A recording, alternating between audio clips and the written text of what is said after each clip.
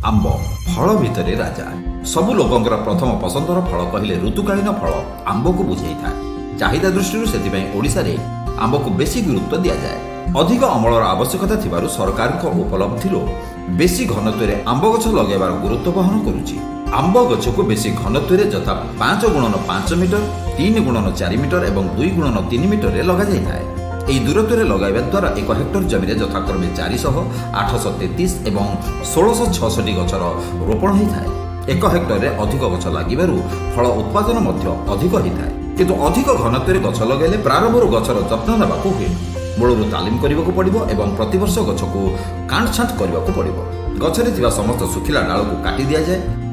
ବେଶୀ ଘନତ୍ୱରେ ଗଛ ଲଗାଇଲେ ଗଛ ପ୍ରତିବର୍ଷ ବଢ଼ିବା ଦ୍ୱାରା ଗଛରୁ ଗଛ ଲାଗିଯିବାର ସମ୍ଭାବନା ଥାଏ। ଯଦି ଏଭଳି ପରିସ୍ଥିତି ଉପୁଜେ ତାହେଲେ ଅଧିକ ଅମଳରେ ସମ୍ଭାବନା ନୁହେଁ। ସେଥିପାଇଁ କାଟଛାଣ୍ଟ କରି ଗଛକୁ ସବୁ ଦୃଷ୍ଟିରୁ ଖୋଲା ରଖାଯାଏ, ଯାହାଦ୍ୱାରା ପବନ ସଞ୍ଚାଳନା ଏବଂ ସୂର୍ଯ୍ୟକିରଣ ଗଛର ପ୍ରତ୍ୟେକ ଡାଳପତ୍ର ଉପରେ ପଡ଼ିଥାଏ। ଗଛରେ ଅଧିକ ଫଳ ଏବଂ ଉଚ୍ଚମାନର ପ୍ରକୃତ ରଙ୍ଗର ଫଳ ମିଳିଥାଏ ଓ ଲଗାଇବାର 2 ରୁ 3 ବର୍ଷରେ ଫଳିଥାଏ। ଗଛ ଲଗାଇ ସାରିବା ପରେ ଗଛ ବଢ଼ି ଯେତେବେଳେ 70 ରୁ 80 ସେଣ୍ଟିମିଟର ହୋଇଥାଏ ସେତେବେଳେ ଗଛରେ ଅଗ୍ରଭାଗକୁ ସମ୍ପୂର୍ଣ୍ଣ କାଟି ଦିଆଯାଏ। 7 ରୁ 8 ଦିନ ପରେ ସେଥିରୁ ଯେଉଁ ଶାଖା ବାହାରେ ସେଥିରୁ 3-4ଟି ଶାଖା 4 ଦିଗରୁ ବଢ଼ିବା ପାଇଁ କେବଳ ରଖାଯାଏ। ଫଳରେ ଗଛ ବଢ଼ିଲେ ଏହାର ଛତାର ଆକାର ଧାରଣ କରିଥାଏ।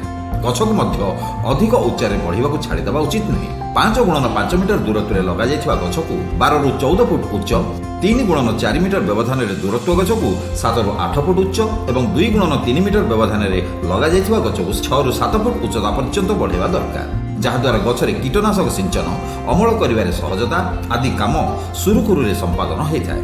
ଗଛକୁ ସଠିକ୍ ବ୍ୟବଧାନରେ ଲଗାଇବା ଉଚିତ। ଯଦି ବି ନ ଲଗାଯାଏ ତେବେ ଗଛ ପର ଅବସ୍ଥାରେ ରୁଗ୍ଣ ହେବା ସହିତ ଫଳ ଧାରଣ ଓ ଉତ୍ପାଦନ ଠିକ୍ ଭାବରେ ହୋଇପାରେ।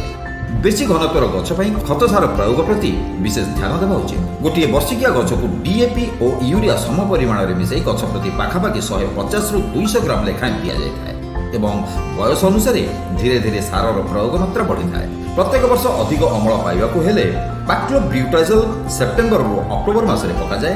ଏହା ଲଗନ ଏବଂ କଲ୍ଟାର ନାମରେ ମିଳେ। ଯଦି 1 ମିଟର ଛତା ସଦୃଶ ବଢ଼ିଥିଲେ ତେବେ 1 ମିଲିଲିଟର ପ୍ରତ୍ୟେକ ଗଛକୁ ଦିଆଯାଏ।